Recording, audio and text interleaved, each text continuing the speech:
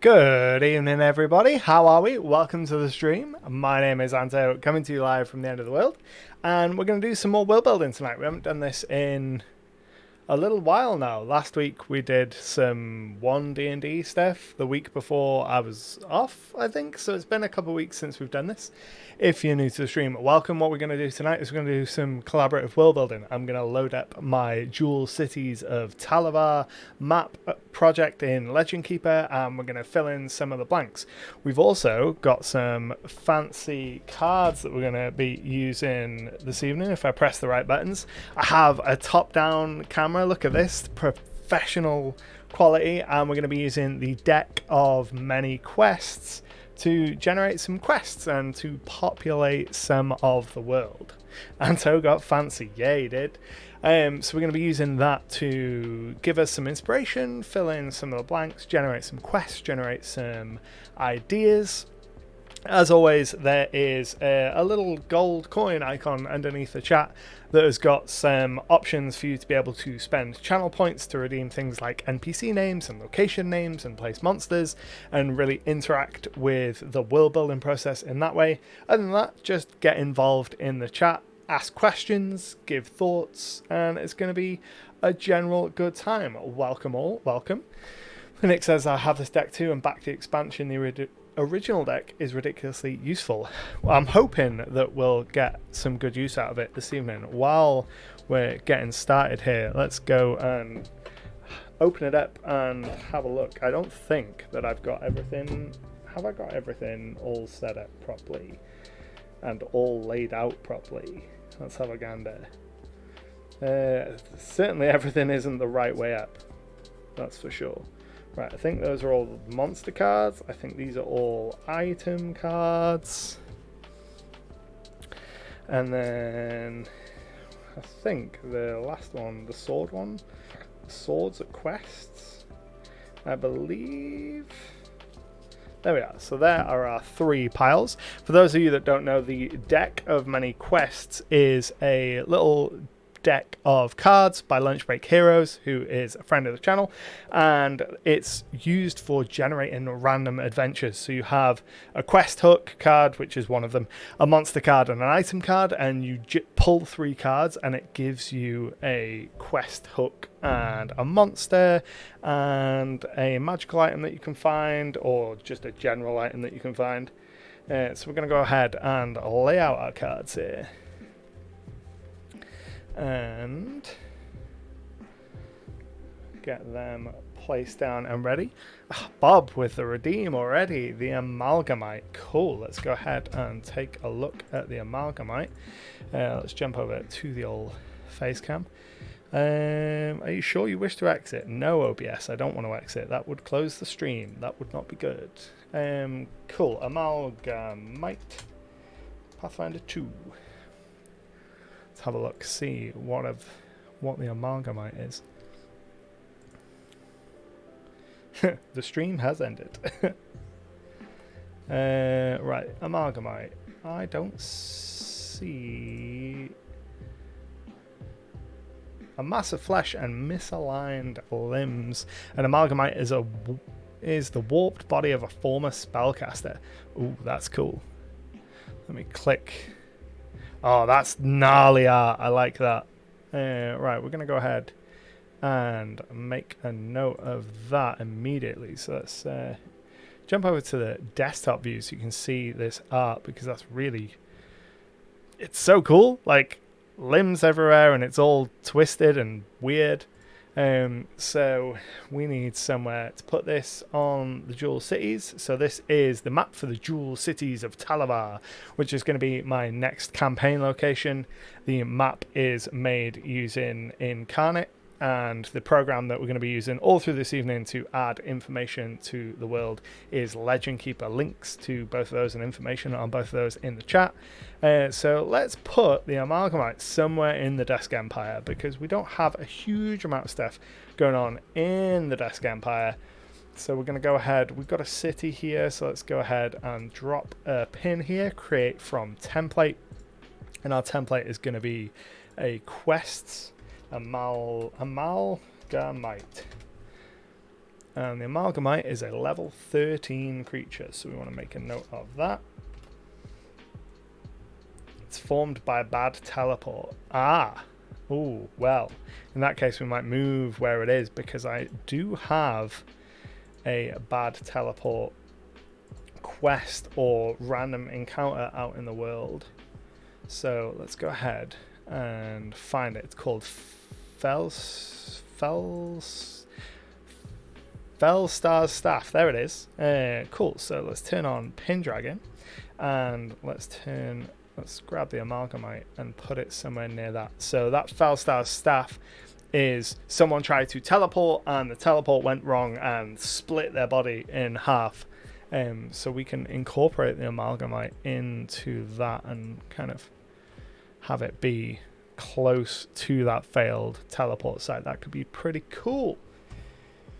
So let's go and open up the rewards requests and mark that as done. Otherwise we will forget. Monster Lair.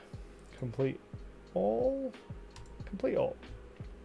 I've also added a new channel reward that you should be able to see, I think, which is called Save Your Work, and it's just to remind me to save my work, because earlier this week I accidentally deleted the entire Jewel Series. I went to delete one of the tabs up here and I right clicked, and the right click didn't go off properly, so I didn't see the delete tab option. All I saw was nothing. So I went over to the little 3 dots over here and I saw the delete option, and I was like, yeah, that must be it. That must delete the tab. Click delete. Went and clicked on the main map of the Jewel Cities, and it was just a sea of blank pins. And I was like, oh my god, I've deleted everything. Fortunately, Legend Keeper has a trash system, so I was able to restore it. I had to manually restore the 300 plus pages, which was a bit of a grind, but I did ping Braden, the creator of Legend Keeper, and I was like, can you add a way to do this a little bit easier, please? Because this was gross. So the way this Save Your Work is going to work, Twitch has a rewards request queue, so that'll sit in the queue until the end of the stream. At the end of every stream, I go and make sure I've cleared everything. So at the end of the stream, I'll go make sure that's cleared and then actually save my work. At the moment, I'm saving it by making a duplicate of the entire project and dating it, just to make it double sure that, you know, I've got it saved. Because sometimes when I click export, my browser runs out of memory for some reason. So let's top down and go and have a look at it. I'm going to open OBS so I can actually see what I'm doing here. Let's go ahead and shuffle some of these cards. I'm really glad that I got this top down thing working. I don't know whether it'll last all stream because it's based on my phone and it's using a free piece of software, so there's no guarantee that it won't stop and force feed me ads at some point, but we'll see how it goes. But it's much better than I was using an old DSLR, the one that I used to film all my content on. Let me go ahead and mute you so I can move the microphone, because otherwise you'll hear all the microphone moving sounds. So yeah, I used to use an old DSLR, an old Nikon DSLR that I used to film all of my content. But the autofocus on it was absolutely awful, and the results on my phone camera are just significantly better. So plugging the phone camera in made a massive difference.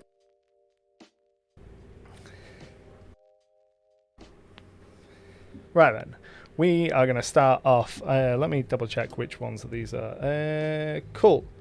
Yeah, so I think it goes, we draw from the sword one. So we're going to start by drawing the sword one. What's this? This is an ancient civilization of creatures that was locked away by another creature, has escaped, and wants revenge. Let me hold this so we can both read it. I'll just read it from the screen. An ancient civilization of creature that was locked away by creature has escaped and wants revenge. The impending conflict threatens the lives of all those in the realm. That is an awesome start. So we're going to start with a couple of creatures. So we grab 2 of the monster cards, and let's hold them up here and figure out what they are. Sentient gelatinous cubes that have formed their own society hidden well away from humanoids. So gelatinous I think ooze people are a thing in Pathfinder 2nd Edition, and then animated gargoyle statues who shirk the command of their former master. So that could be pretty cool. Both animated kind of objects, non-regular humanoid type creatures. So let's throw it back to the map of the Jewel Cities and make some notes here. So we've got a gelatinous people, an ooze people, who were locked away by a creature, has escaped and wants revenge. So I think the gargoyle creatures will probably make more sense as the creatures that were locked away. So gargoyle creatures that were locked away by ooze people, and now they are free. So we want to find a place, probably either somewhere in the Empire. That would work quite nicely because the steady state world of the Empire, when our campaign is going to be taking place, is an empire in decline. The subjugator, who was the previous ruling emperor, is dead, murdered by his wife, betrayed, and the empire itself is kind of in its dusk, hence the Dusk Empire. So that would make sense for these protections that maybe have been in place for a long time, are starting to wane, and we have these gargoyles that are coming to life. And you also have the old race, the Mind Flayers, that could have been. Mind Flayers are always a good option for old races. The Angels take to Jewel Cities. Yeah, those animated gargoyles could fully be like the Angels. Maybe the two beings were made or animated by the same entity. They were jealous and constantly fought for their master's love and attention until one just ended up locking the other away somehow. That's definitely an option. Let's go ahead and find somewhere in the Dusk Empire that we can place this. So we've got nothing going on really down here near Pearl. So we want to, where possible, where we have settlements, I like to place monsters and things nearish settlements, so we've got some connection point between them. So maybe somewhere up in the mountains above Pearl. Let's create from template, keep it on quests, and let's go evil gargoyles. Hello, goyles. Create and pin. Hide the pin, hide the page. So a group of evil Doctor Who angel-like weeping angels, that is. Gargoyles were locked away by a group of are they called plasmoids? Plasmoids / ooze people. So we don't need to necessarily know the withers and the whys for that immediately, but it is like we've been doing this entire time for the couple months that we've been doing this now. It's getting really high level concepts down on the map so that if the players are in this region, and I can then look at this small region around Pearl, look at all the pins that are there, and make a more fleshed out story with a kind of goal in mind and a direction in mind, and it kind of conquers a little bit of that blank page. So that's a good start on them. Let's go ahead and put these off to the side. No, we can leave them. We can leave them face up like that. So let's go ahead and do another reading. So this time, what have we got? We have got, one by one, the stars begin to go out. No one knows the cause, but it's only a matter of time before your own sun winks out of existence. The only one who seems to know what's going on is a sentient item. And then we pull an item card. And the item card we get is the Ring of Gender Reversal. That is a terrible combination, so we're just going to immediately go on to another one. That's way too high-level world-ending threat for my liking. So an evil force has been loosed upon the world, wreaking havoc and bringing destruction. Earthquakes abound, ash begins to cover the land, the sun grows darker by the day. Fabled item is the only hope, but it the only one is in the hands of a creature. So there's something we can do with that. So our item would be a mysterious giant egg, big, smooth, and heavy. What do you think is inside? That could work. And then some kind of humanoid, a peaceful tribe of orc pacifists who laid down their arms long ago, teach conflict management and Zen gardening techniques. Evening, not YOLO boy. How's it going? Damn, the deck really wants you to destroy your world today. Yeah, it does. So this combination of evil force has been loosed on the world and begins clouding things over. Giant mysterious egg and peaceful tribe of orcs. That does feel kind of world ending and a bit like higher level than I want. But in the spirit of the exercise, let's try and make it work. Because if we're just gonna poo-poo on every option, then there's no point in using the deck, is there? So we will try.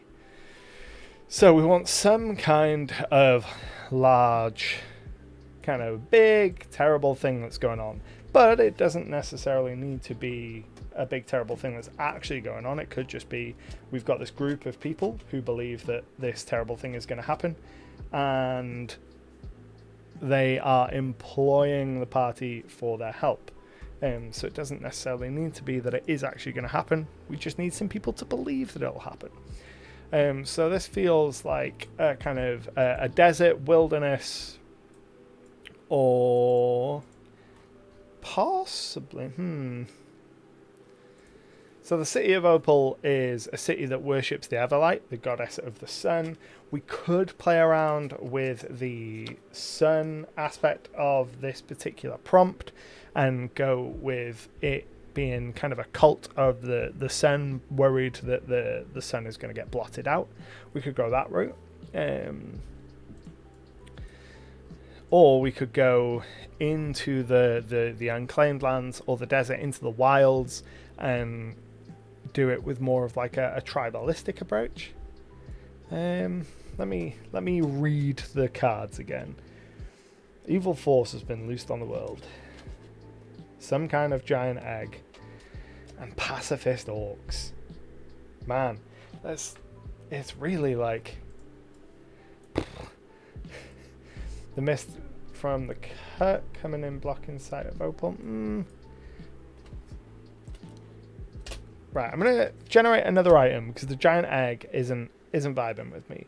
So we've got some kind of mechanical crossbow designed by dwarven engineers. The crossbow is capable of firing 6 bolts before it needs to be reloaded. Greater complexity becomes greater fragility. The crossbow has a chance of breaking or jamming in the worst moments. So some kind of magic crossbow in the hands of a tribe of orcs. Again, I'm not. No, we're gonna throw this one out because it's causing me too many problems, and we're going to spend all day trying to figure out how to get these pacifist orcs and this giant egg. So let's go for another one. I'm gonna shuffle these cards again because all of it seems very end of the world.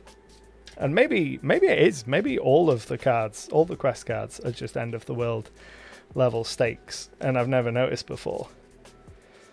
I reviewed these cards for a video, but beyond that, I've not had a huge amount of experience with them. Shuffle, cut, draw. Yeah, that's not a bad idea. Let's do that and figure out what's going on here. Right, so get the exact same card now. I'm going to riot. Okay, so we've got Whoopsie Daisy. While the master was away, an apprentice wizard has angered a creature by accidentally transforming them into a sentient item. Wizard has asked for your help in reversing the spell's effect before their master returns. Perfect. That's significantly lower level. I can deal with that.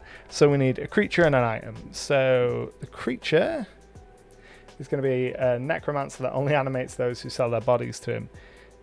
That is very... That could be its own thing. I want to keep that off to the side. So this apprentice wizard had angered a specific creature. So what specific creature? A beast. A bloodthirsty bloodthirsty billy goats, gruff, deaf, and huff. They're in a bad mood. Yes, that has the whimsy that I want out of a mad wizard quest. And then an infernal contract. What's the infernal into a sentient infernal contract? We'll keep infernal contract off to the side because that into sentient horn. Cool. So let's go with that instead. So we have an apprentice wizard who has transformed the wizards billy goats, gruff, duff, and huff into a horn, and they want the help of the party in reversing the spell effects before their master returns. That feels like more low-level-y, kind of smaller stakes. Also feels like it could be quite fun having that in an urban environment. And we could turn it on its head and change it that we could have the horn and the goats kind of swap places, because I like the idea that the wizard has told their apprentice, hey, clean this magic item, and in cleaning of the magic item, the apprentice accidentally turns the magic item into a trio of goats and they go running off and you have to go and collect them. That could be funny. Could also be tedious.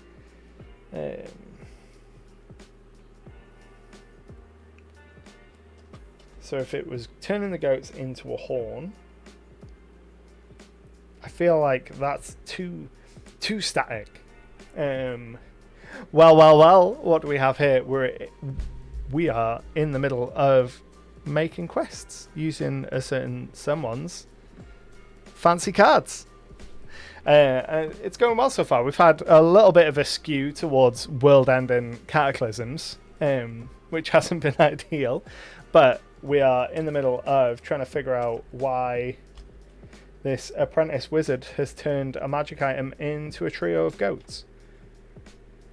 Right, so we need to choose a place for this to have happened.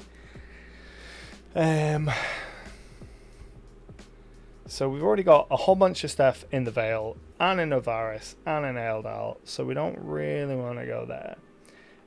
Got any mage towers? We've got a couple, but they're all kind of placed next to existing locations.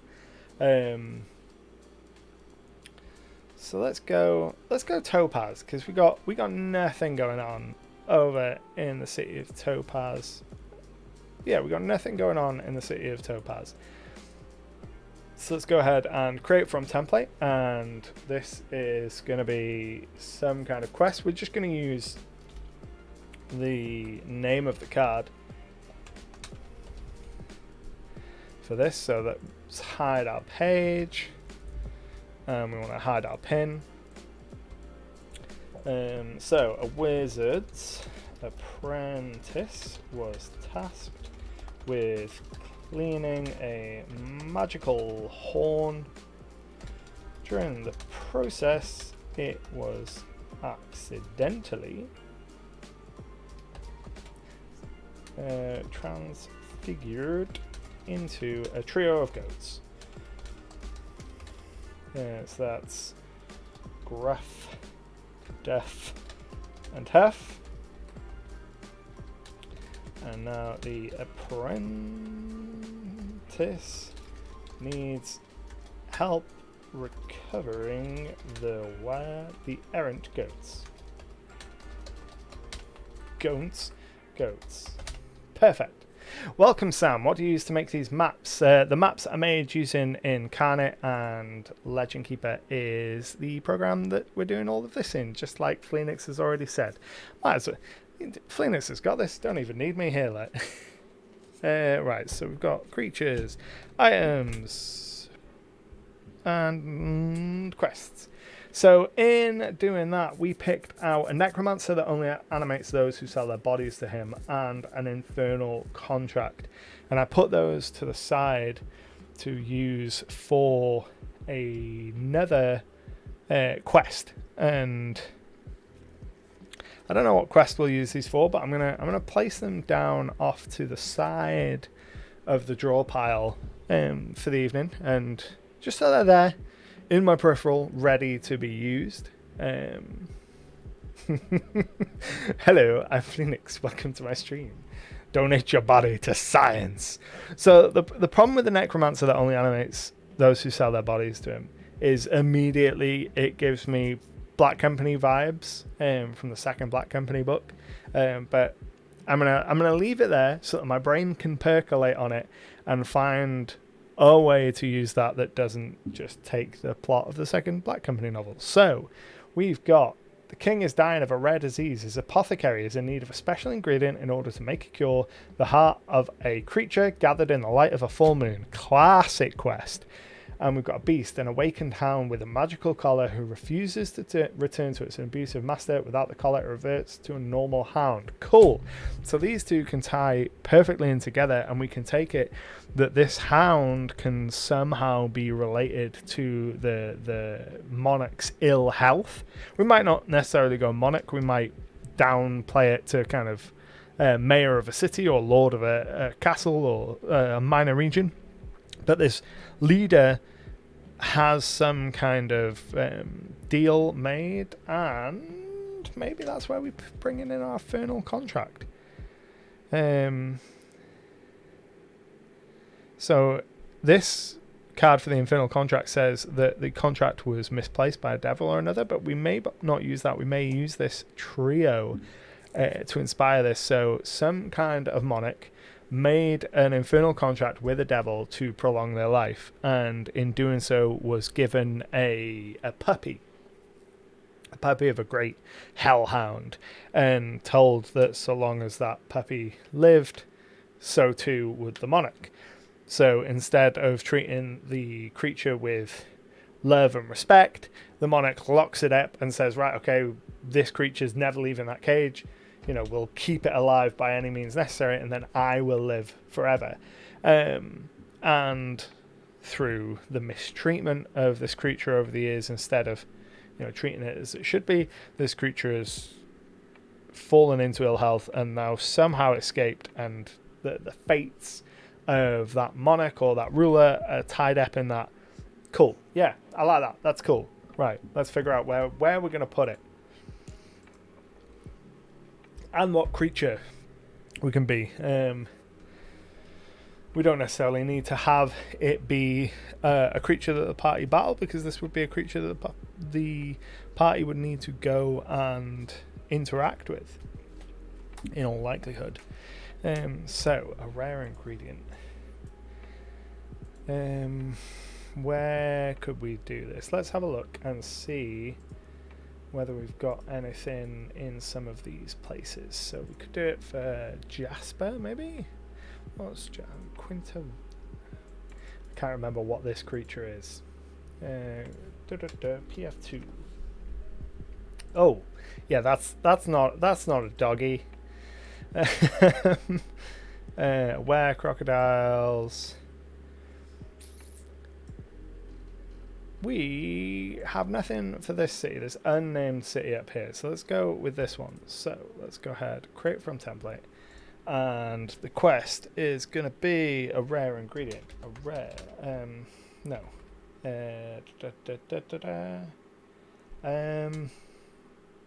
Cursed Hound? Cursed Hound. Let's just go with that for now. Bob says the Empress, if it's a ruler, makes sense for what she's done as well. I don't want to leave her story to more random chance. I want to sit on her story. So the ruler of the city made an infernal bargain to prolong their life. They were given a pup and told so long as it lived, so too would they.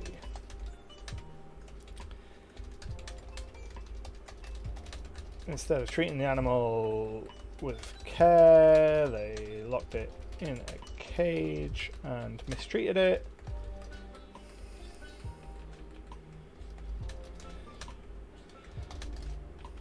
The animal has escaped, and now the ruler's health is in decline.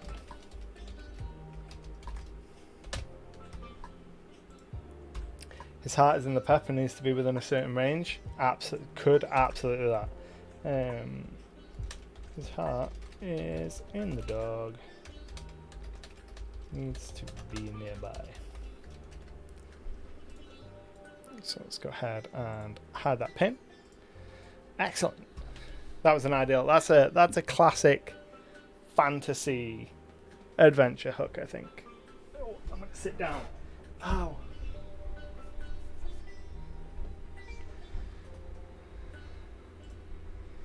Slowly descend. Right then.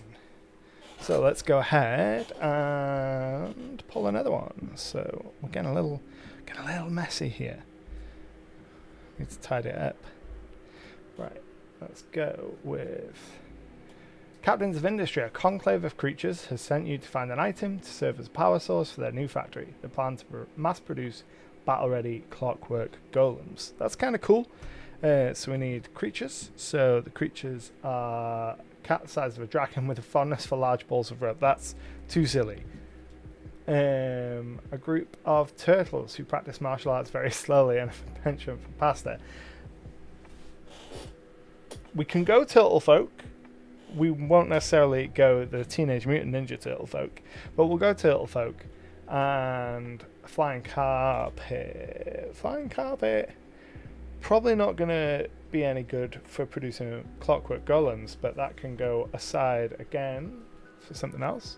And we'll draw another one. Flying broom. Seriously?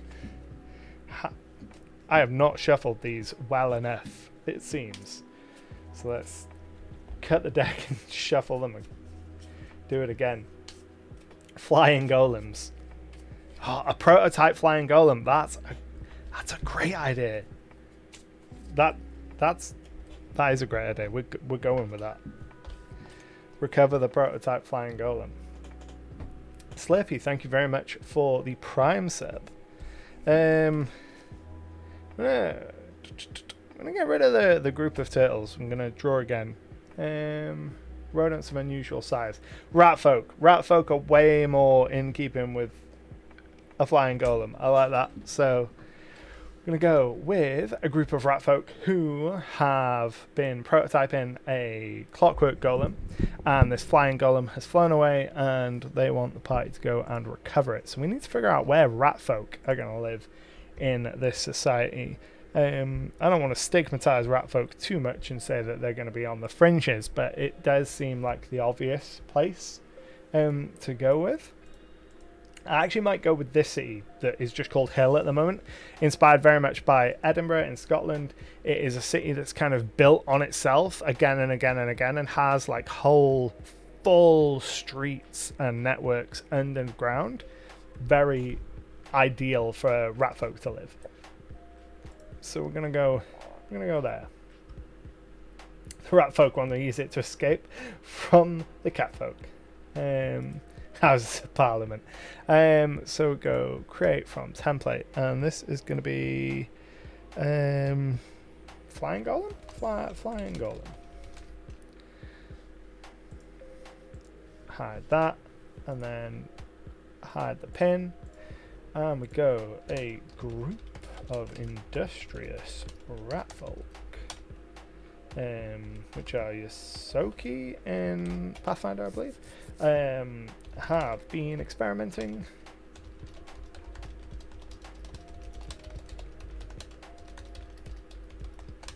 their prototype flying golem gone missing. We'll leave it vague. Missing / escaped,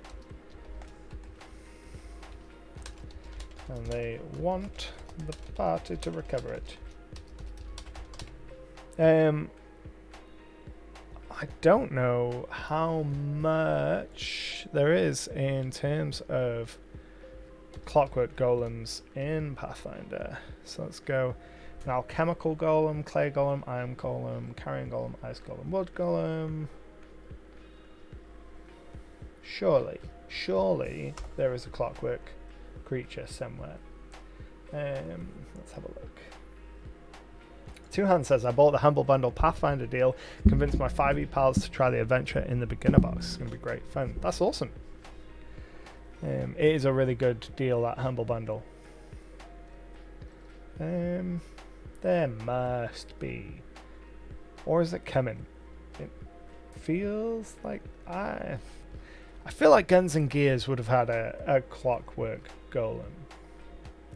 Maybe not. We'll figure out rules for it closer to the time, if they exist. Right, so let's do another one. So I need to keep tabbing between everything so I can actually see what's going on and read the cards. So, expansion of a nearby city has driven wildlife species out of their habitat. A conclave of druids wants to help negotiating a wildlife reserve to protect the local population of sewer rats. More rats. Right, we skip over the rats. Draw again. The population of crabs the size of horses created by a failed magical experiment. Put that off to the side. That we want something natural-ish. Tribe of intelligent woodland animals that are determined to rely on themselves no matter what. That feels like something the druids would be interested in. So let's have a look and see where we can go for this rapid expansion. So we want somewhere prosperous, which isn't too hard. The Jewel Cities is in general quite a prosperous region. We're probably going to want somewhere that's on kind of the trade route, so somewhere near the cut. We could go pearl, we could go opal. We've done jasper and topaz, we've done there and there. We've got brainchild there. We could go shale. Shale is one of the cities down here that doesn't have much. It is a pretty completely underdeveloped, so we've got no pre-existing things we have to work around. So let's go here. So we want to create our page from template, and I just realized I've been using the wrong icons for a bunch of these. So to house and protect. So we use the quest template, but then we need to edit the pin to be a vignette or random encounter. There we go. And we want to hide that pin. Hide that pin. Cool. So the expansion of the city of Shale has disrupted a tribe of intelligent woodland creatures. A local druid wants to establish a nature reserve for them.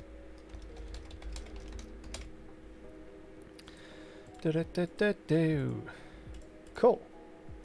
So again, we don't need more than that at this stage, because the purpose is to just get ideas down that we can develop as we get closer to the time and if the players go in that region.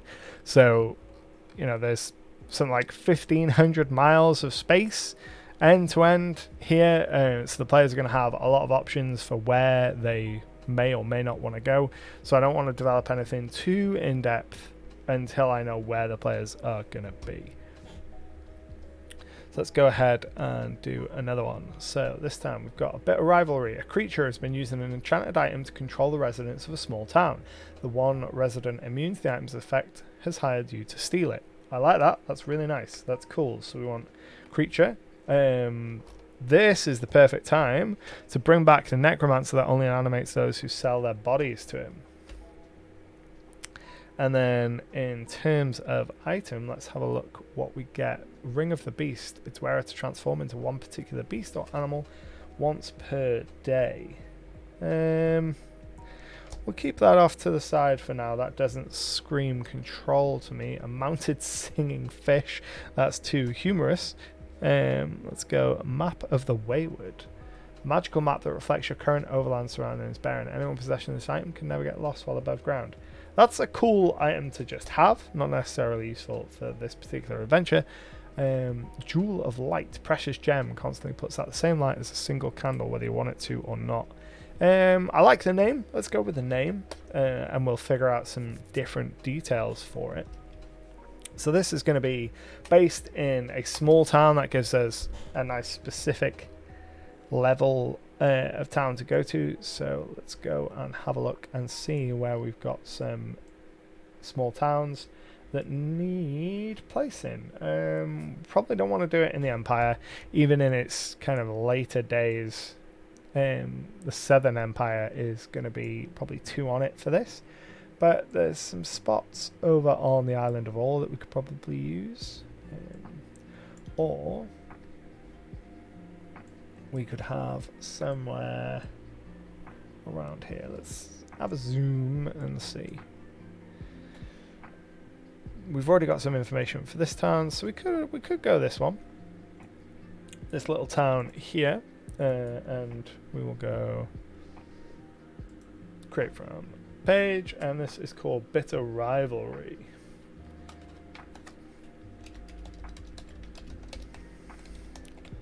Bitter Rivalry.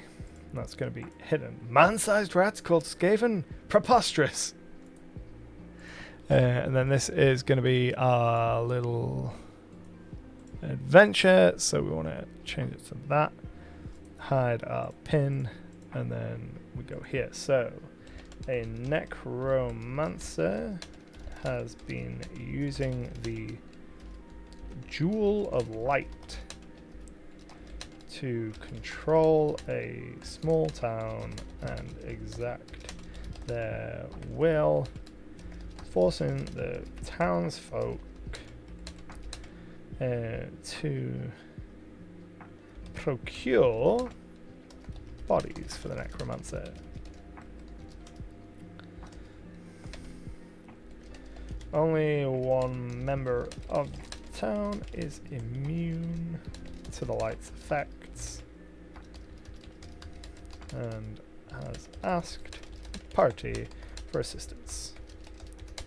So that can be cool. We can go a lot of different places with this. We can go in a lot of different directions with the necromancer as well. We can have them just be a regular human necromancer. We could have them be some kind of vampire, and the Jewel of Light could be tied into that. That could actually be a really interesting way to do it. I'm gonna make a note of that. Vampire, maybe, because of that light angle. Bayonet bodies, it's all really good stuff. Witch Hunter, yes, this man, he's being delusional. So that is another successful quest. I don't think we need any more information than that. I've got a couple ideas that could be what the necromancer could want the bodies for, but I'm happy to leave it until the time to let the old brain juices really kick in. Let's go ahead and draw another one. So this one, we've got a creature has diverted a river away from a burgeoning city in order to protect the shrines of their god. Without the river, the city will fail. The local ruler has hired you to sort out the issue. That's ideal desert territory. So creature. An animated skeleton with glowing green eyes under the command of an unseen master. Spooky. I like it. That's perfect. So let's rack these up. So where's the water and some undead? The Red Sage, what deck is this? It seems really cool. Let me go back to our top down here. It is the deck of many quests by Lunch Break Heroes. It's a generator for... I'm dropping all my stuff. It's a deck for generating adventures. You get a bunch of adventure hook cards, which tell you to draw a number of creatures and items. You get creature cards and item cards, and you use them to build random adventure hooks. It is a super cool deck.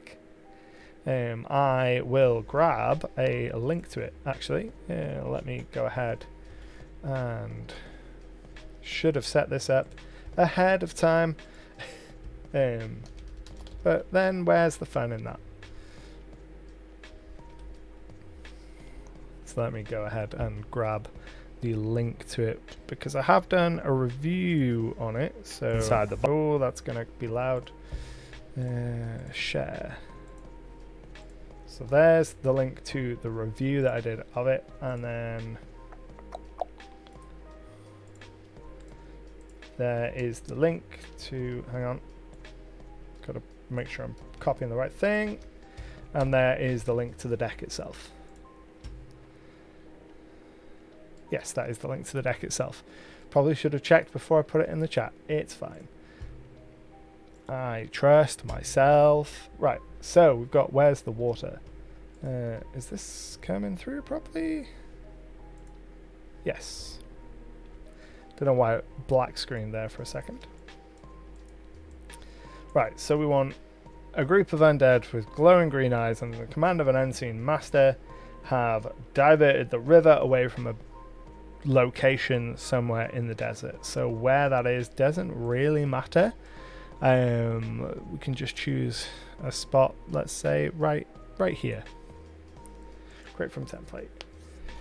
Tuhan says, Answer, have you ever tried or been interested in running a West Marches style campaign? It seems perfect for this style of world building. It is something that I have been interested in. It's one of those things that is always on my radar as, oh, I'd really like to give this a whirl. And it is probably something I'll do a little bit when I start running this Jewel Cities campaign. Something I really like to do. We play every week, we play every Wednesday, but I like the idea of once a month getting together with a bunch of my friends that we don't play with every week to give them a chance to play it and say, hey, look, this Saturday I'm going to be running this adventure. Anyone that wants to come and participate can, and have it all be set within the Jewel Cities, running in tandem to those adventures that we're going through every week, and it can impact the world in that way and kind of get halfway to a West Marches style game. I think that would be a lot of fun. Where's the water?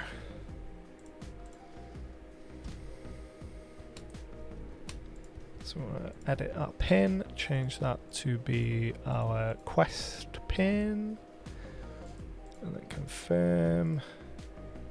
Then we go a group of skeletons with glowing green eyes have diverted a river away from a nearby settlement on the command of an unseen master.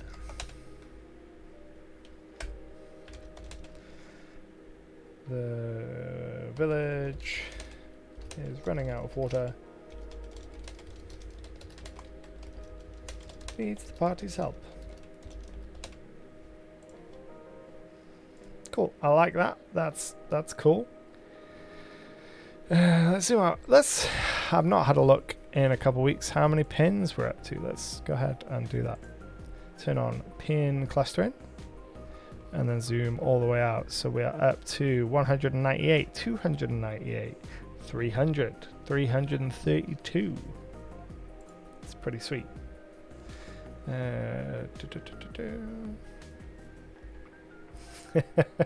Yes, you are okay to be here, Space Chimp. You might see a few spoilers, but nothing. We're going pretty surface level. Nothing too in depth. So you shouldn't get anything majorly spoiled for you. So Space Chimp is one of my players and is going to be experiencing these things. Right, so we want to draw another card from the deck. So let's go ahead, another adventure card.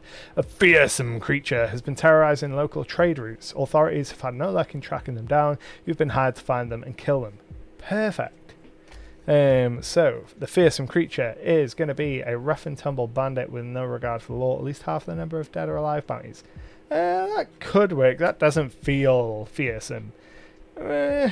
But then it's trade routes. Yeah, bandits. Bandits make sense.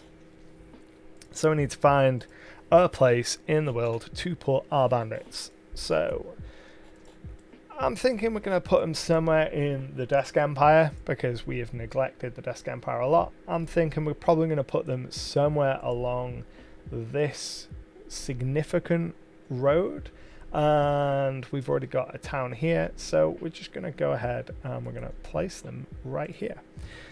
So we can leave it as our quest template. So we're going to hide that pin there, and we're going to go a group of bandits.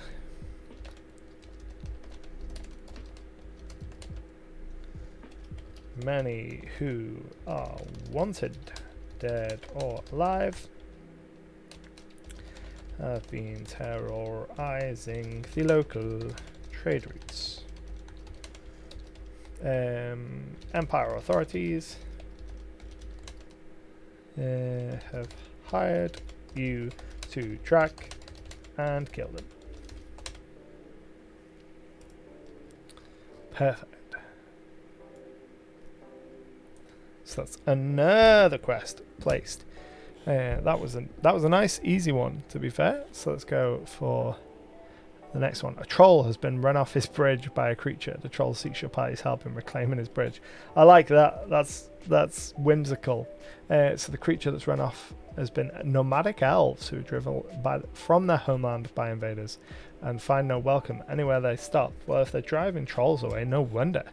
So yeah, we're going to have a troll bridge and a group of elves. So we want somewhere to place this. We're going to probably go up in the desert for this. I do think we've got some desert elves up there already. So yeah, up here there's some desert elves. So somewhere around here. We don't have anything in the way of rivers up here yet. But if we take a look at the geography of this area, you can see that there's this kind of bay or little mouth that snakes in here. This is almost going to certainly be somewhere that leads from a river, so we could probably going to have a river that either snakes up into these mesa up here or connects to this mountain here. So let's go ahead and we're going to choose this spot right here. We go create from template, and we're going to call that's my bridge. My boy, father, help. That's my bridge. That's the knights that say knee. That's my bridge. Hidden. And then hide the pin.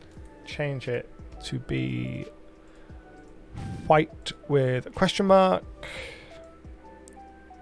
And then whenever it loads.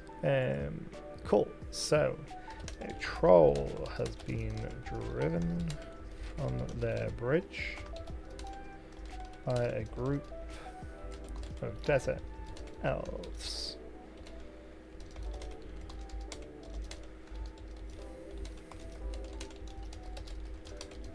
I want the party's help in reclaiming it. Bridge of Death, thinking of Monty Python. That's how the elves drove them off. Yeah. Right, so that's another one sorted. Nice. So we have a couple of errant cards going on. You've got Ring of the Beast that allows you to transform into a particular beast or animal once a day. A Flying Carpet, Map of the Wayward, which lays out your nearby surroundings, and our crabs, our horse-sized crabs. I don't know if giant crabs are a thing in Pathfinder 2nd edition, so let's have a look. Giant crabs are a thing, so we're going to get rid of this giant crab card, and we're just going to place some giant crabs right here. And that will kill two birds with one stone. Giant crabs.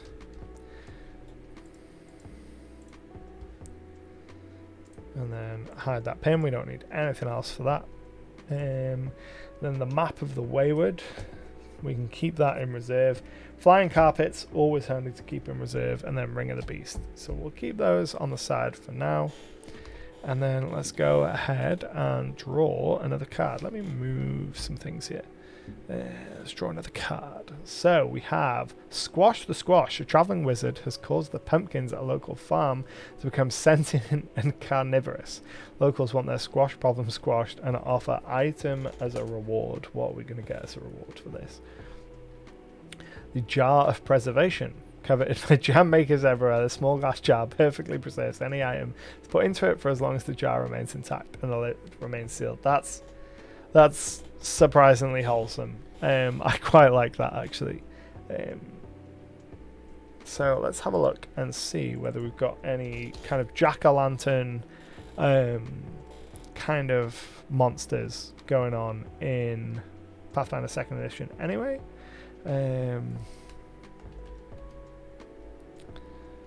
I'm not sure. No, it's not going to be called Pumpkin. I was hoping it'd be called Jack something, but we can work with that. So, right. I have a feeling they've used this jar to store squash. Yeah, maybe. 100%. So these are going to be a farming community somewhere. So we want to move away from the desert. We got a little town here in the Empire. Let's go ahead and do that. So we're going to go ahead and create from template, and this quest is going to be some kind of jack. Oh, lanterns. We want this to be somewhere in the region of a level 3 quest. I don't think it needs to be very high. I certainly can't imagine like a level 15 party being interested in this.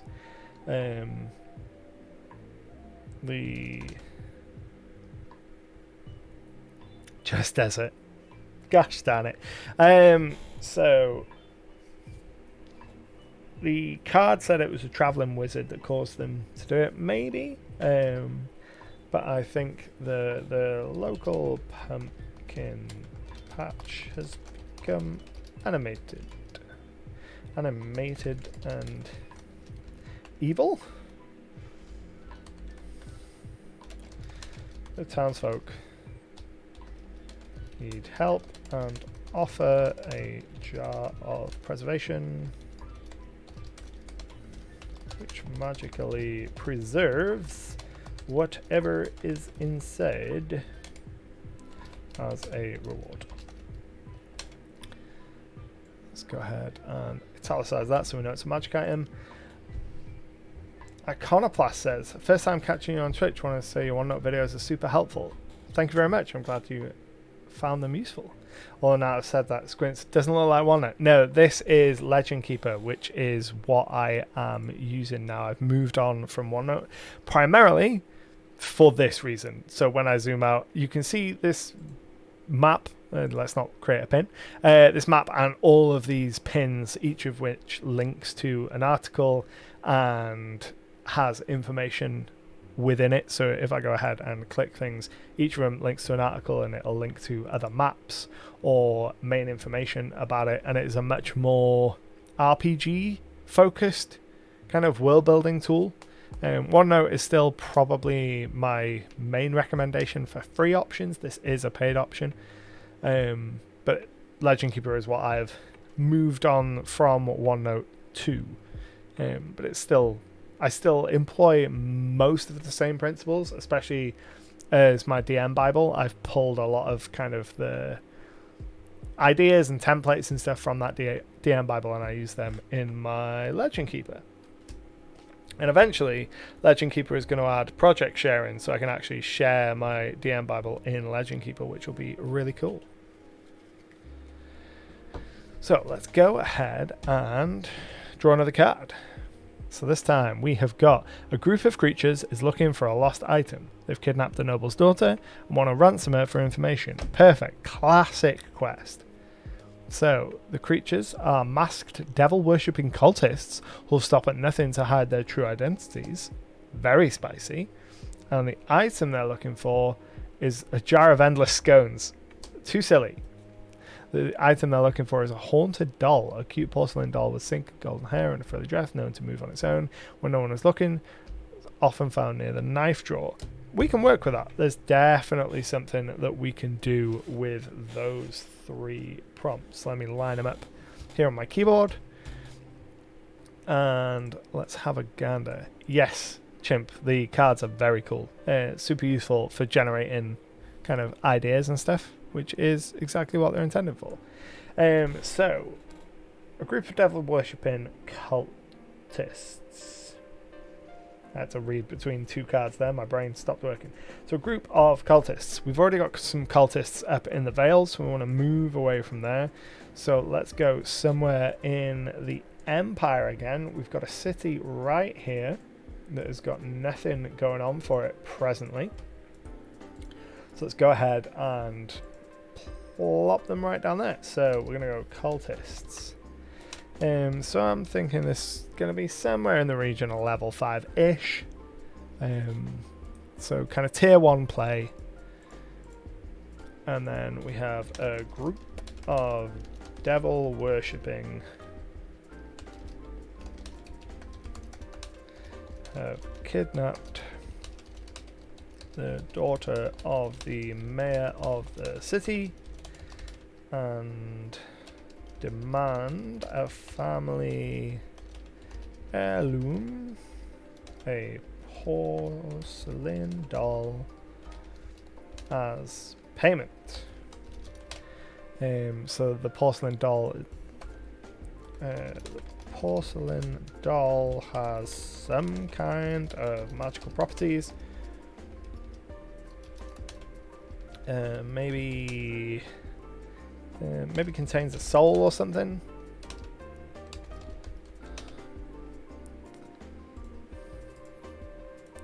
Bob says I have an idea for a creature, but it's a fae instead. Fae instead of... Oh, like the doll is a fae? I do think we have a fae doll somewhere. We've got the Attic Whisperer, but I do feel like in one of these cities there is a doll. Because the haunted doll aspect immediately rang a bell. But I'm not sure where it is. But that works. Plot twist, it has no magical properties. The daughter just won't stop crying until she gets her doll back and the killers are losing their mind. That's brilliant. I love that. I love that so much. I'm going to make a note of that just because that's hilarious. That I love that as an option. Instead of demon worshippers, can it be fae worshippers? Yeah, they could be fae worshippers if you've got a monster in mind.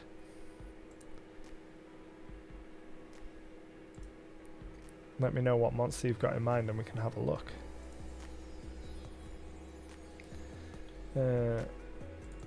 Blovworth. I think we've definitely got one of them. I don't know where. Let me have a look at the map. The Blovworth.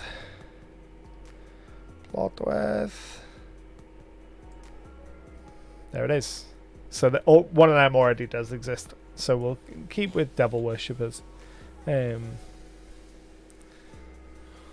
Forest Guardian. Yeah. Weird looking things, man. Real weird.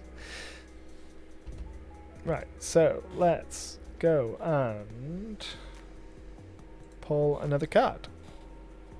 So this time, what do we got? We got street urchins alluring good Samaritans into an old tunnel system and giving them to a creature. Among the creature's hoard is an item. Another classic. Like, we've had some good ones in a row now. So they're doing it to a bare-chested berserker in tiny little cloths and metal headbands. Not quite. Let's go again. Stealthy assassins out on a higher... Doesn't work for this, but I will put the assassins one aside. Let's go again. Hooded acolytes that want to convert others to their religion no matter the costs. It's a little culty again, but still. Gloves for the spider. Cool. That's a nice simple setup. We've got street urchins luring people into the old tunnel system, and some hooded religious zealots are down there sacrificing people to their god or whatever it is that they worship, and among the horde is Gloves of the Spider. So again, the perfect place for that seems to be the hill-based city, because we've got built on location. Lots of secret tunnels. Secret tunnel built there. So we're going to go ahead and drop another one. So this were crocodile. Let's have a look at this. Right, so we're going to move this were crocodile so we don't kind of bloat this region too much. And we're going to move the were crocodile somewhere over there. Secret tunnel. Can the street urchins be the hooded zealots, like they've discovered the religion for themselves? Possibly. So we want to create from template,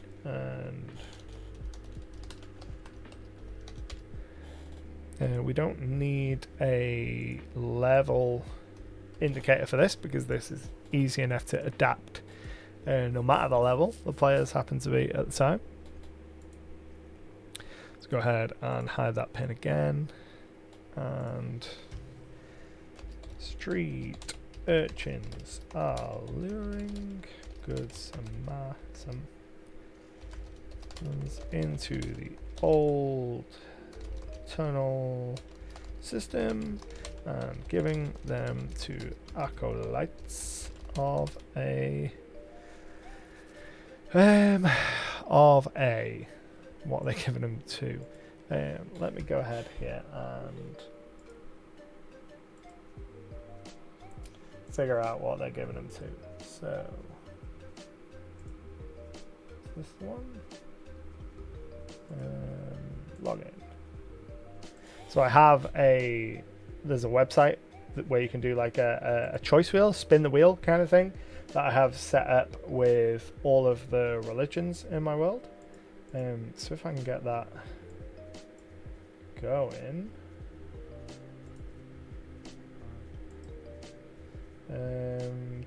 open file, religions of the jewel cities. There we go. Had to log into it on a different screen, but there we go. Cool. So this is my picker wheel for all the religions that are in the jewel cities. You can see I've got everything set up, slightly different weightings for everything. So we're going to go ahead. I didn't even realize that had sound. That's horrible. Let's spin the wheel. So these are acolytes of the goddess of dreams, which I'm not 100% down with because the goddess of dreams is typically good aligned, but we could have some kind of nightmarish creature masquerading as the goddess of dreams, and that could be an interesting spin on that. Acolytes who believe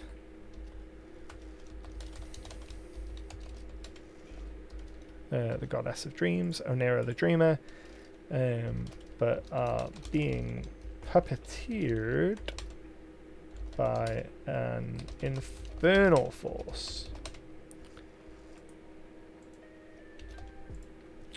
Among their treasure is a set of gloves of the spider. The Lunar Naga could be something like that, possibly. Let's go ahead and make a note of that. Lunar Naga, maybe. And then we go ahead and have a look at the Lunar Naga. The lunar, not lunar. Yeah, they're gross looking creatures. Hypnosis, yeah, that works for me. Let's go ahead and being puppeted by a Lunar Naga. So we go Lunar Naga 6. Ah, oh, thank you. Bits for your tits. Never change. Never change. Right, so that is that one. We've had a good run of cards for a while now. I think we're due an end of the world cataclysm style one. Needful things. Don't need to read it, we're keeping it. Traveller merchant is selling cursed items. One of the purchaser's dreams. The items corrupt the new. we will figure out somewhere for needful things. We might already have a needful things style location in there, and I think Space Chimp, you can attest to this. You're never going to trust anyone that's selling you your Wilder streams ever again after Vinder, so maybe that one goes straight in the discard pile. Great idea, but my lot are far too paranoid of kindly vendors after our first campaign. I think the second session we ever played, they met a merchant called Van Vinder who had a Romanian accent. They just fought a vampire, so they immediately assumed he was evil and were like, this guy's obviously a vampire. We're definitely suspicious of him, even though they had no reason to be initially. And he ended up being a much bigger part of the campaign than anyone expected, and sold them. He gave us the world. He did give you the world. He gave them like so many items. He sold them so much stuff for so cheap. I think in the end they bought 44 magic items, 44 cursed magic items from him. That was the list of the cursed stuff that they bought, among anything else that wasn't cursed. But over the course of months, they went back and forth to Vinder, choosing him over pretty much all other merchants and buying all their stuff from him, and almost all of it was cursed in some way. And then months later, they were betrayed and found out that all of this stuff was cursed. It was a good time. But they'll never trust again. So we need a different quest. Each week, a child has gone missing from the local village. Rumours and legends point to a creature as the primary culprit. Something doesn't add up, however. So this is going to depend wildly on what we get as the creature. Displaced dryads whose grove has been infected by a malevolent disembodied force. So some kind of fae could be an option. I want to draw one more just to see. An elemental. Earth elemental determined to create a new mountain range would devastate the popular... no, I like the fae more than that. I like the fae angle of this. But I want to... We'll keep the dryads, because kind of disrupted, infected dryads is a cool kind of image. But I think that the initial creature that the townsfolk are defaulting to should be some kind of witch, because we can play into a lot of the tropes and expectations and the stereotypes around that, and use kind of preconceived notions to build off that. So this needs to be somewhere where dryads can be, which needs to be near a forest. So let's go and see whether there's anywhere in the Empire we can put it.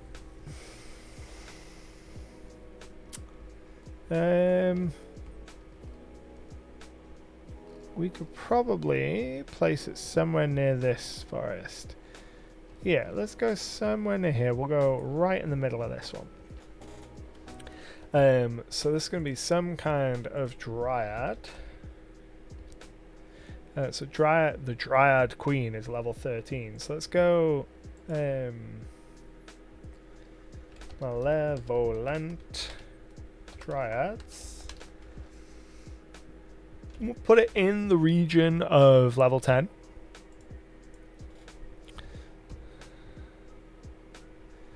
And then we will hide that pin, and we will go, and pretty much each week a child has gone missing from the local village. The villagers blame a local witch and are calling for blood.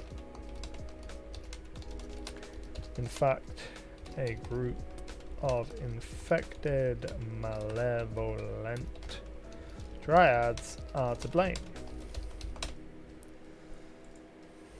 Scooby-Doo, by the way, absolute great source of quests. Pull up an episode of Scooby-Doo and you've got a great Halloween session. Now there needs to be a village placed nearby as I cannot see them. Yes, there is no village there currently. So I tend to work in kind of cyclical stages. So we will place a whole bunch of stuff, and then in the week sometime I'll load up Incarnate and go and fill in things. So let's go ahead and we will place down some kind of information there.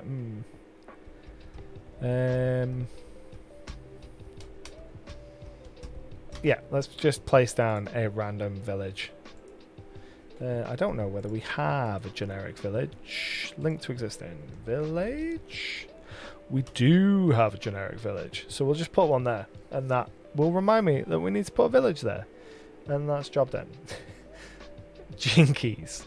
My glasses, my glasses. I can't see a thing without my glasses. Let's go ahead and draw another card. Right, so we have Scour the Night. A vampire has come to town in search of an item. During the night, she is charming residents to gain information on its whereabouts. Oddly, no one has been drained of blood. I like that. That's a really good one. That's really good. Right, so what's the item going to be? The Glasses of Hindsight? No. Actually, akin to the fabled Glasses of Foresight, these spectacles allow the wearer to view the past with perfect hindsight in order to learn from the mistakes. We could take inspiration from this and have the vampire be looking for something that allows them to view a past event that they need specific information for to achieve their goals. Let's not be so hasty and throw out the ideas on first read. I'm going to stand the desk back up though, because it's been a little while since I've stood up. Oh, my legs have gone to sleep.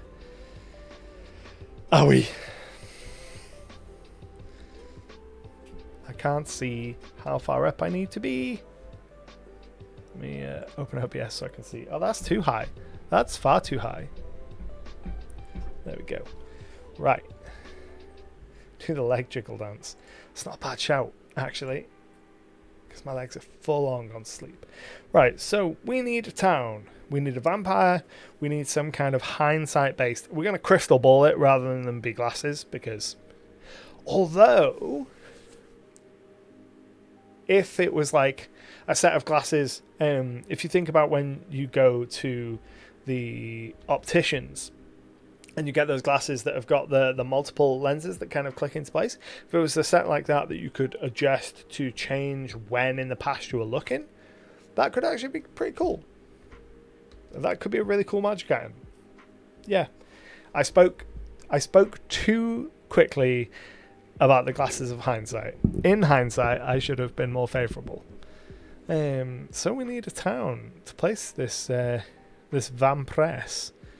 And I think we're gonna stick on the western style of the western side of the cut here, and right. So I feel like this might be a little bit too close to the tower. This feels close there. Iconoclast says his adventurers came to slay the vampire in the past age and almost succeeded, but they did sack the castle and in the process stole or at least hid something the vampire wants. That's a cool idea. Wants to go back to the castle with the glasses to see the event unfold. Possibly. Or wants to get in. What I was thinking is the vampire wants to get into somewhere, and these glasses will allow them to look into the past and gain some insight as to how to open the way to get into wherever they want to get into. Right, so we're going to go somewhere in the Empire. We don't want to go too close to the Black Tower because that is where the lady is, and she is full of bad mojo, and even vampires aren't going to want to be near her.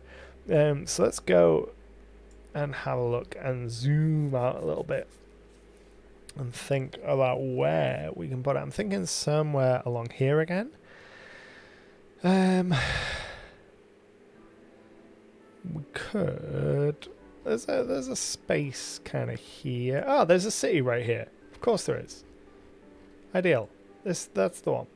To successfully use the Glasses of Hindsight, you have to naturally crit because hindsight is always not 2020.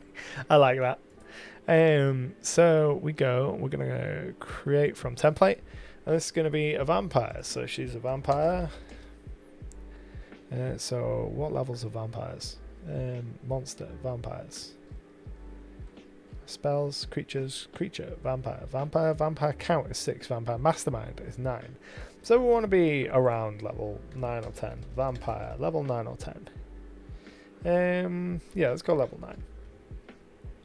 Hide the page. Hide the page, crunk. Cool, so a vampire has come to the city to in search of the glasses of hindsight,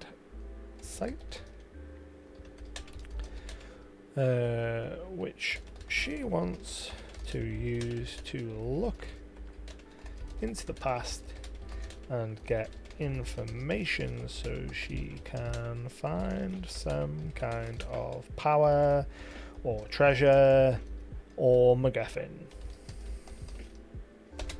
Perfect. That's an awesome quest.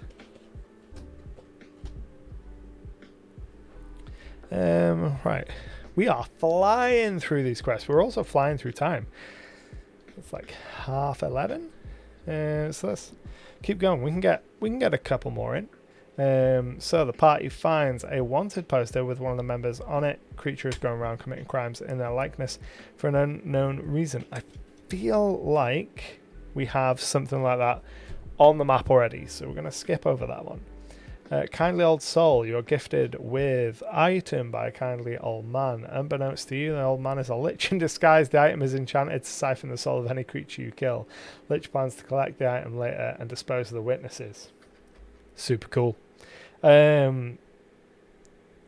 So I think we won't even pull an item for this, because this is going to be something that needs to be tailored and crafted at the time, specific to what the party might need and what gaps they have. Because if we give them a magic item that they don't need, then they're not going to use it and they might get rid of it. So this can kind of be a floating one. We've not really got anything around charm, so let's go ahead and place that there. So we need to have a look and see what level liches are, so we know where. Level 12. Cool. Perfect. Create from template. So lich. Level 12. Hidden. Hide the pin. And then a lich. Disguised as a kindly old man. Leaves a magic item for the party,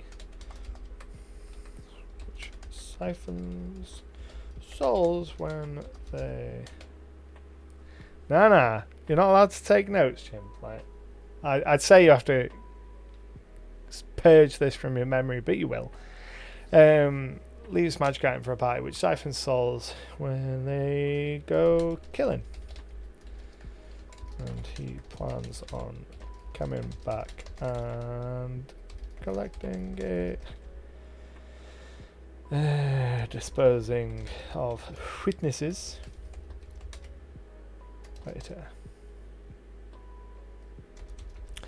Phoenix Space Chimp is one of my players, and he's saying he's going to take notes so that he knows where all of these things are in the world. And I was just saying he needs to strike it from memory immediately. That's very similar to what happened for my character. The crossbow devoured the soul of anything I killed with it, feeding the demon my character made when they were young. That's cool. Which siphons their soul. See, I have no concept of when the things get posted. When I look down to them, I see them, I'm like, take it on face value that they're all genuine. Right, cool. That shouldn't be there.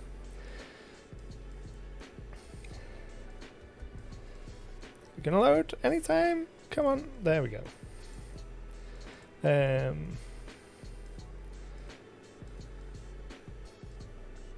stop loading Legend Keeper? Or have you completely frozen? There we go. While I am thinking of it though, what I will do is I will open up a new page here on the old browser, and if it loads, do you want to load? No, you're not going to load? I really thought you would load. That's not working.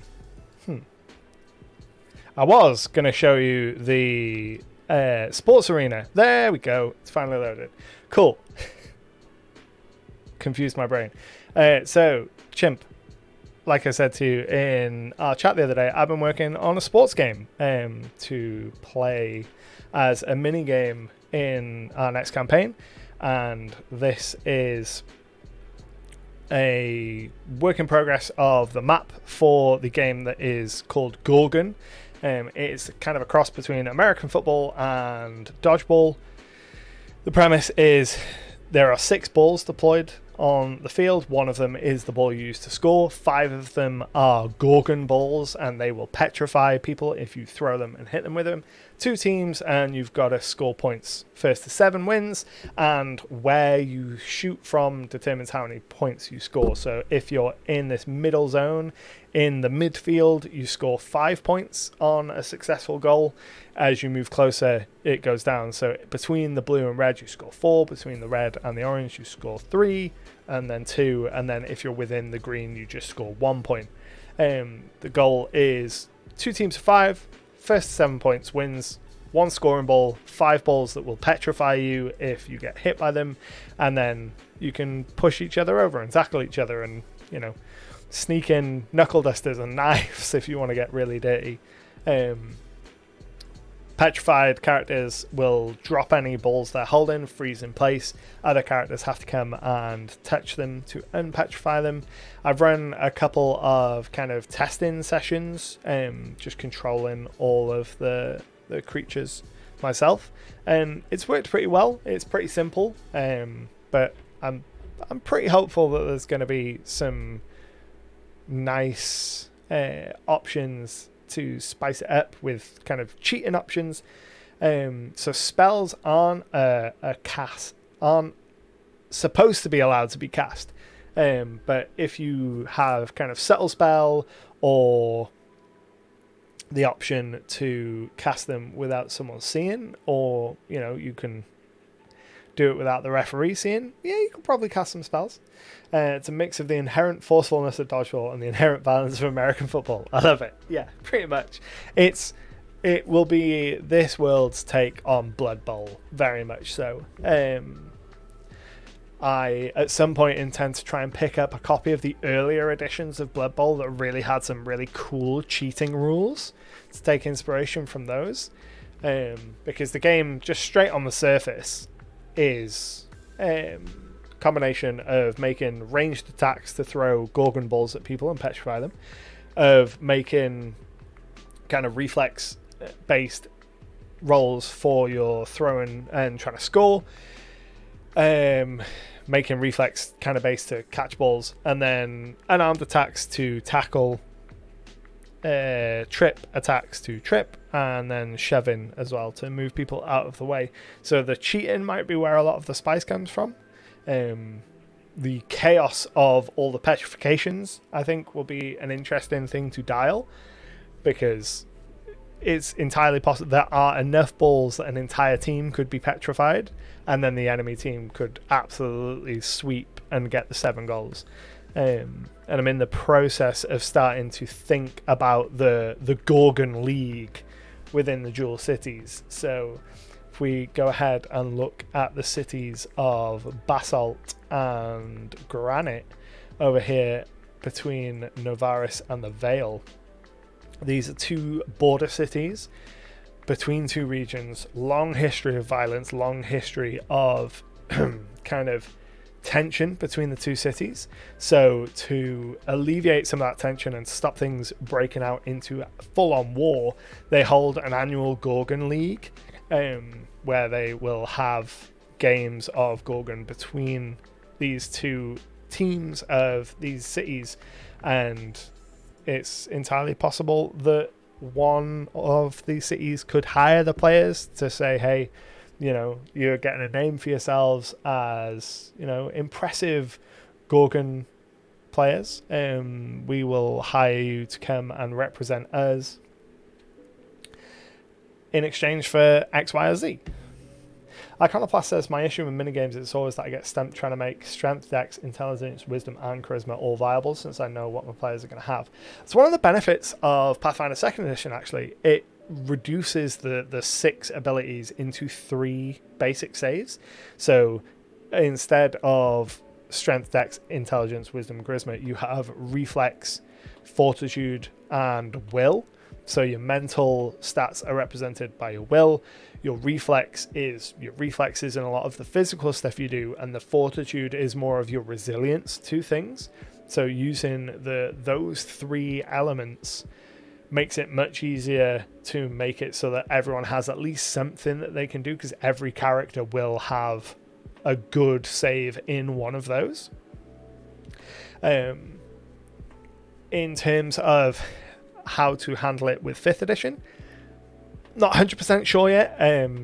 My primary design so far for it has been from the point of view of I'm going to be running this in Pathfinder 2nd edition, and then once I've got the initial kind of concepts down and the base mechanics for how you score and how you tackle and what you can and can't do, I do intend to make a 5th edition version and publish the rules and like a polished version of this arena map in a future issue of SideQuest as a 5th edition compatible version of the game. But that whole considering all 6 ability scores is something that is on my mind with that. Let's go up. I know I saw a monster lair, Ladroth, Bestiary 2. Let's go ahead and have a look at what the Ladroth is. Ladroth is a level 17 monster. That thing is gnarly. Ancient times, cabal of primalists imbued an amalgam of beasts with both supernatural might and a hatred of magic itself. So let's have a look. Let's see what this thing is. So it's a monster. It's a predator. It's got primal innate spells. It's got roars.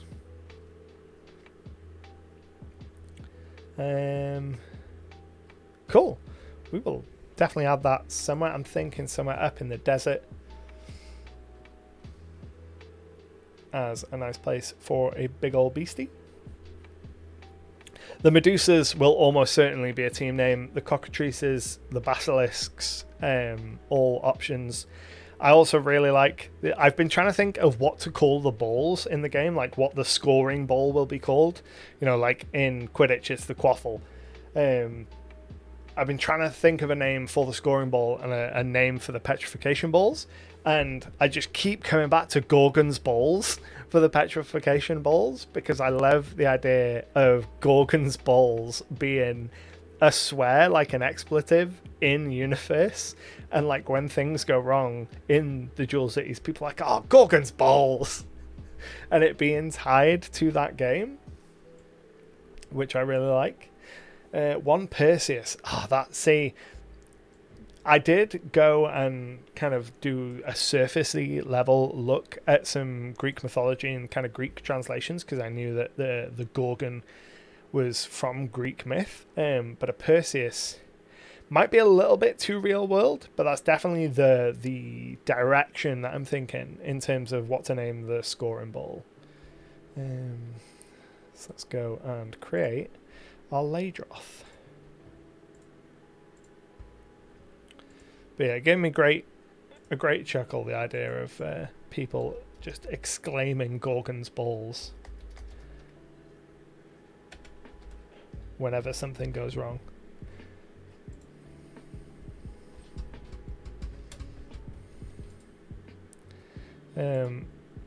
But Basalt Basilisks rolls off too well off the tongue not to be the name of their team. That's very true. Yeah, that's true. That I'm gonna make that note right now. So let's go ahead and click on that. So the basalt team are the basalt basilisks. And obviously, given the violent nature of the game, the influences from things like Blood Bowl, American football, they will have like armor sets and like custom liveryed armor, which will be really cool. And it's something that we can incorporate throughout the dual cities. Every city can have, or every large city can have a Gorgon team that makes up the Gorgon League. I like the idea of when it comes time to present the introductory adventures to the players for this campaign, I'm going to be giving them multiple different options. One of those options will probably be you are a Gorgon team and you are going out and adventuring to raise the money to get into the league and win the championship. And that's where you start off. Sethno and Uriel, the sisters of the Medusa.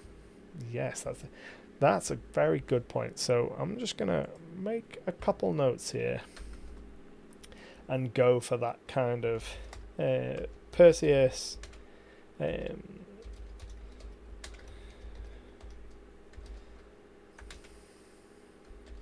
Look at myth or ideas of scoring ball name.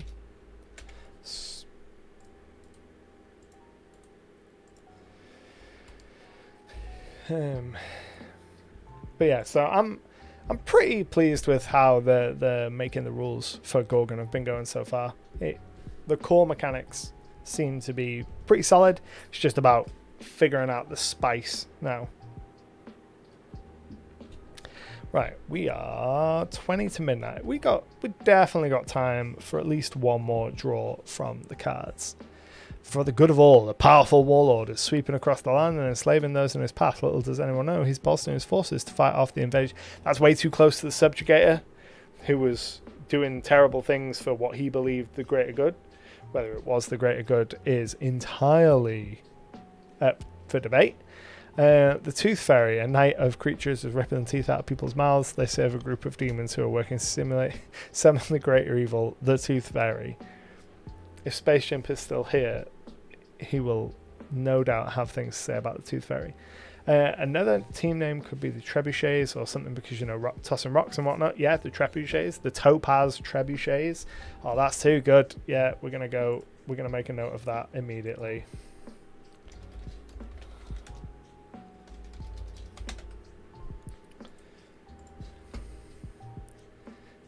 So we need Medusa, the Malachite Medusa, the Malachite Medusas.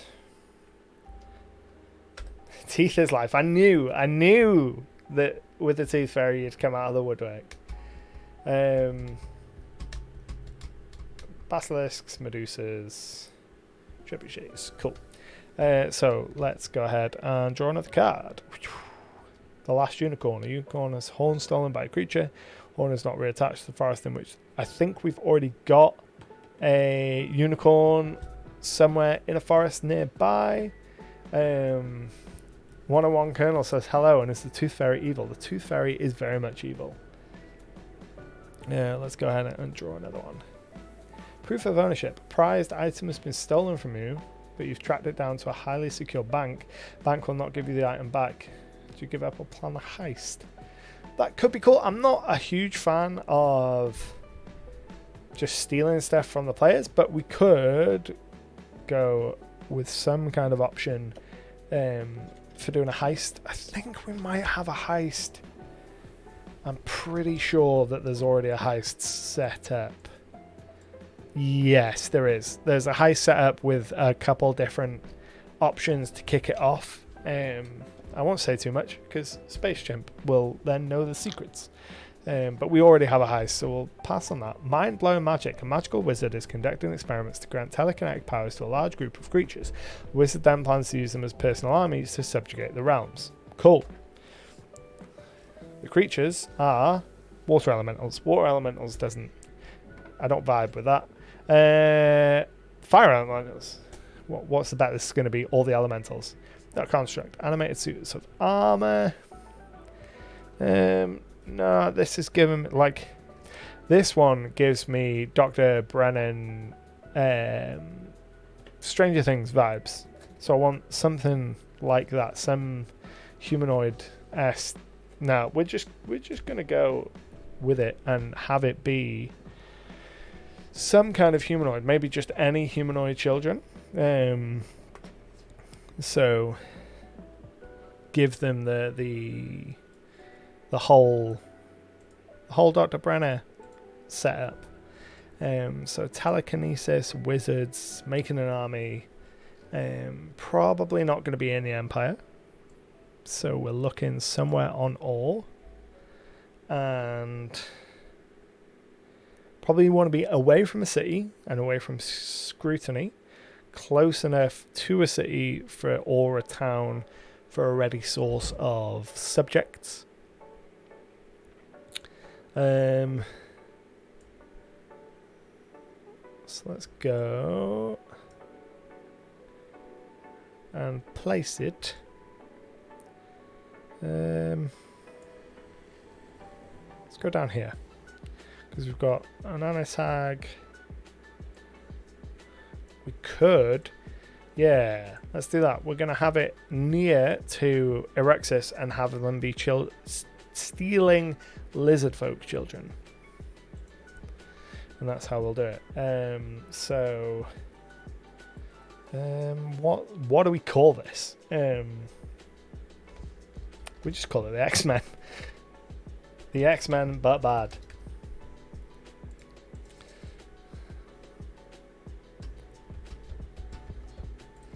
And then we want to hide our pin and change our pin.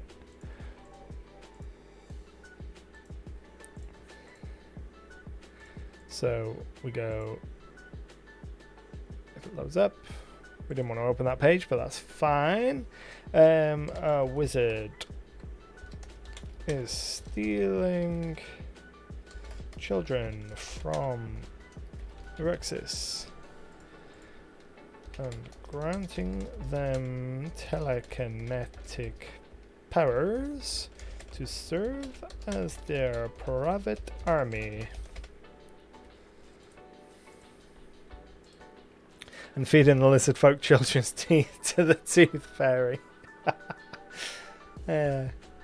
Cool. So we are like quarter to midnight, so we're gonna call the adventure pull in there, but I think we've done pretty well out of the deck of many quests. Like, we still got a lot of creature and item cards, and we've probably gone through about half of the adventure cards. 6, 7, 8, 9, 10, 11, 12, 13, 14, 15, 16, 17, 18, 19, 20, 21, 22, 23, 24, 25, 26, 27. Still got like 28, 29 options for adventure cards. See you later, chimp. So we got a lot of mileage out of this. Let's have a zoom out and get a tally on the pins. Oh, that's what I like to see. I don't want to see the map. I just want to see the pins. Try and get a sense of how many pins we've added here. Enough that Legend Keeper, in combination with streaming, is really not having a very fun time of it. 210 to 310, 344. So I think we got maybe 20-ish adventure kind of prompts down this evening, which I think is pretty good going. So as we always do when we come to the end of these streams, for the next sort of 10-15 minutes, we'll just wind down. If anyone has questions or anything they want to ask in the chat, go ahead. And while you are thinking of your questions, I'll do my kind of wrapping up reminder, hydration reminder. I'll do my general wrap up. So I hope you've enjoyed the stream. My name is Anto. This is Icarus Games. We do this every week, and we have done for the last couple of months now, and we will probably continue to do it until the Jewel Cities of Telebar is actually covered by pins, one for every single hex. That's my goal. I want to get like 500 plus pins before I start my next campaign in this region. That would be super cool. I also make YouTubes I also make YouTubes. I also make videos over on YouTube. I cover a whole bunch of RPG related topics. Just this Friday gone, I compared the 5th edition starter set to the Pathfinder 2nd edition beginner box, which was really, really interesting. The differences between those boxes are stark. And then this week, tomorrow, actually, I'm going to be recording a video review of my favorite RPG book of the entire year. Just the best RPG book that I've read in 2020. I'm going to be recording a video about that tomorrow, which will go up on Friday. The cards for the deck of many quests, I will scroll back up. I did post the link in the chat. I will find it. Let me find it in the chat. Copy link address. So yeah, the deck of cards link is there. It's the deck of many quests by Lunch Break Heroes. It's a really awesome set. There's an expansion for gothic horror themed ones that was on Kickstarter recently that I'm not 100% sure of when it is hitting retail, but that's absolutely worth picking up as well. And the link to pick up the base set is in the chat. I don't know anyone that's used Campaign Logger. I don't think I've even heard of Campaign Logger. 2020, are you on Clock Rocks again? 2020? What did I say? Oh yeah, favorite book of 2020. In my mind, we're still in 2020. The last 2 years just have not happened. But no, my favorite book of 2022 this year. I'll be doing a review of that, recording it tomorrow to go out on Friday. In addition to making YouTube videos, I also have a magazine called... You can tell that it's nearly midnight because my brain has stopped working. I have a magazine called SideQuest, which I release every month on Patreon. The link is in the chat. It is focused on player and GM content. So every month the idea is to give you something that inspires you.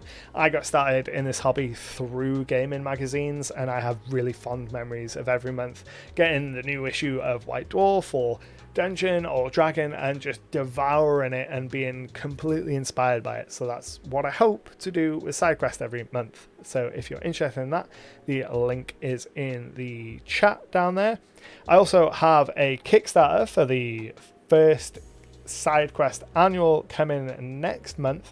It's going to bundle the first 12 issues and make them available in print format for the very first time. There's a link to the sign up in the chat as well.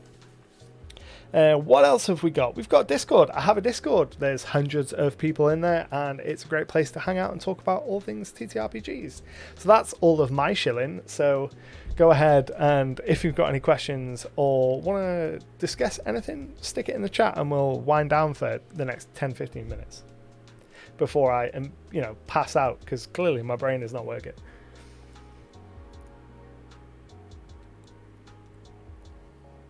Hydration helps. And while you summon your questions, I'm going to tidy up, because we're respectful in this house, and we need to put all of the cards away. So if you have any questions about how I use Legend Keeper, how I approach different elements of game mastering or world building or anything like that, go ahead and post them in the chat. When did you last backup save? That's a very good question. I will do it now while the camera is on my face. So projects, duplicate project, duplicate Ishtar, yes. So I'll just let that run in the background and duplicate the whole project, because it's easier than downloading a copy. Job well done. That is a good point, actually. I should probably check my rewards queue and make sure that I've not missed any. Manage rewards requests. So save your work, we've just done that. Mark is complete. The Laderoth, we've done that. Mark is complete. How have you been finding the productivity streams? Really helpful. So for those of you that don't know, in the daytime here, UK time, a couple times last week, I did some productivity streams where I was doing some adventure writing and layout for an adventure bundle that I'm working on as part of the stretch goals for my last Kickstarter that I did earlier this year. And for the last, I don't know, feels like a month. It's probably not a month, but for a period of time, I feel like I've been like just a little bit unwell to various degrees. So I'm finding motivation really hard a lot in the daytimes. Like I'm like 60% sure that I might have long COVID. I got COVID back in May, and I find myself quite often these days, we get to sort of 2, 3, 4 o'clock in the afternoon, I feel like I need a nap. So productivity has been way down. So these streams have been a really good way for me to like focus and get a whole bunch of work done. I'm probably going to do some more this coming week. Won't be any tomorrow because tomorrow is filming day. But maybe Tuesday, Wednesday, Thursday, Friday, depending on how I'm feeling and what I've got going on. Not Friday because I'm not here Friday. Tuesday, Wednesday, Thursday. I'll aim to do some productivity streams and we'll work on this adventure bundle. Right, so Ishtar has been copied. So we need to, it needs to download the project and then I need to rename it. Let that go in the background for a minute. Hopefully I'll be able to pop in a bit more if the boss isn't around yet. Gotta love watching streams in work and hiding the phone away. So before I quit my office job to go back full time doing this, I was very fortunate in that in the afternoons the office I worked in only had 2 workstations, and for like the first 2 hours of my shift both of those workstations were used up, so I'd have to go to a different office all on my own on the other side of the building. But it meant that no one ever bothered me because all of the staff that needed stuff would go to that main office and speak to the 2 people in there, and I'd get left alone. So I got a lot of YouTube done, like a lot of YouTube watching, like a lot of watching streams, a lot of listening to audiobooks and stuff in that little office on my own, so it wasn't all bad. I imagine a lot of UK folks are going to be, it's right in the middle of the work day. Hence why I'm doing it, so I get the work done. Because otherwise, it's too easy for me to give in to the temptation of, let's just have a nap. You know, we're feeling pretty sleepy. 4 screens. That's an absurd amount of screens. Right, let's go ahead and disconnect. You will hear the disconnect sound while I unplug my phone. There we go. That worked pretty well actually, using the phone as the top-down camera. Like, battery stayed pretty much exactly where it was. It was plugged in the whole time. And it's not like super hot. I was worried it was going to get mad hot and overheat and explode. But it's a little warm, but no warmer than it ever is with this kind of thing. And I actually, hang on, let's see if this works. Top down, it does work. I can't figure it out. It's so confusing. It works via Wi-Fi as well, so I don't even need it plugged in, which is both useful and horrifying when it won't figure out which way it wants to display. But that's really cool. Gives us a lot of options going forward for streams. So anything where we might need to do top-down stuff. So book reviews could be cool. If I pick up a new book that is interesting, that could be cool. That is a regular Pixel 6. Good eye. Regular Pixel 6. I wasn't super interested in the Pro.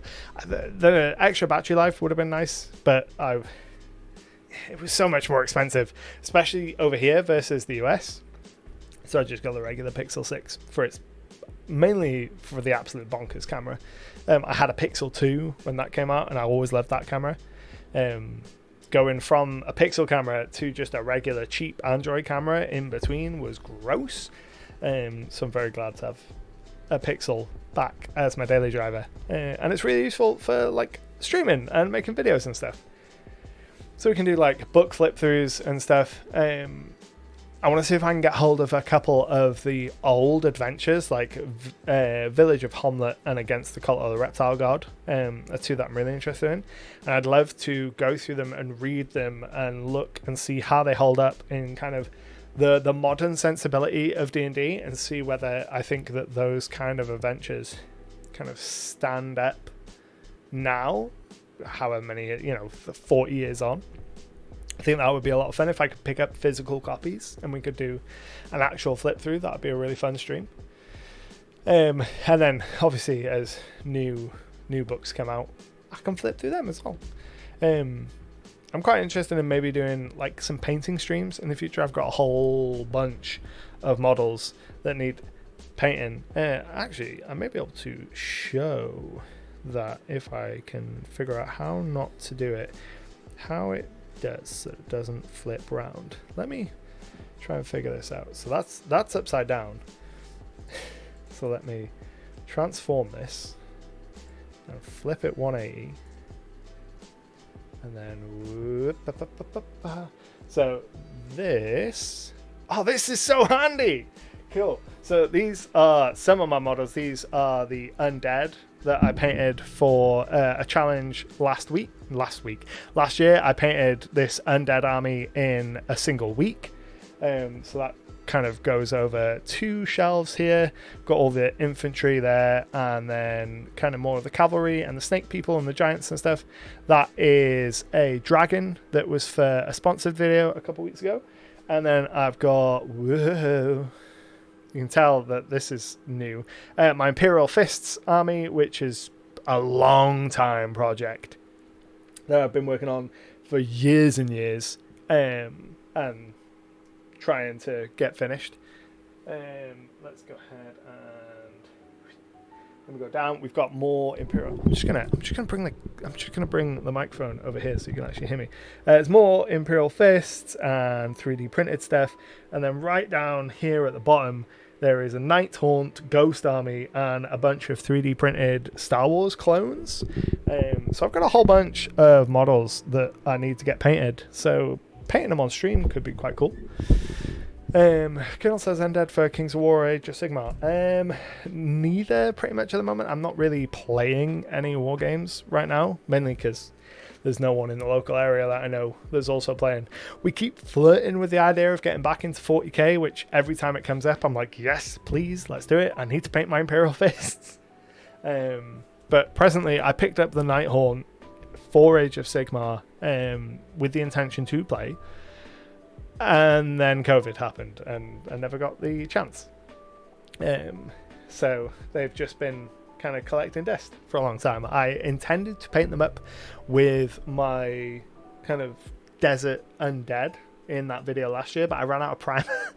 I ran out of primer and couldn't prime all of the ghosts, which is probably just as well, because I painted like 150 models in a week for that video, and it was intense. Right, we are just at midnight, so if anyone has anything else that they want to ask or anything else they want to put in the chat, now is the time to do it. Otherwise, we're going to wind out and call it an evening. I hope you found the stream entertaining and inspiring, and you've got some ideas from that deck of many quests. The link is in the chat if you're interested in picking it up. It's a really great product. And yeah, Colonel says, I'm happy that they released Chaos Marines and can safely play my Emperor's Children army properly now. Yeah, I've not been super keeping up with 40k as of late. I picked up the Indominus box when it came out because it was an amazing deal. And a bunch of shiny new Space Marines. But I haven't played 40k since 5th edition, I want to say. I got started in 3rd edition. Played through 3rd, 4th and 5th, and then haven't played since 5th, and now we're on like 9th or 10th, which is bonkers. Missed the entire thing, joined for the start and end. Guess I'll have to watch the VOD. Yeah, but you were running you were playing a session, so it's all good. Right, I'm going to take my leave, people, before I pass out from being so sleepy and tired. But it was a wonderful stream. I hope you all have a fantastic evening, whatever it is that you're going to be doing. And for those of you that are going to be around in the day, UK time, in the week, I will probably do a couple of productivity streams, so make sure you're following so you get the notification when that goes out. But until next time, happy gaming.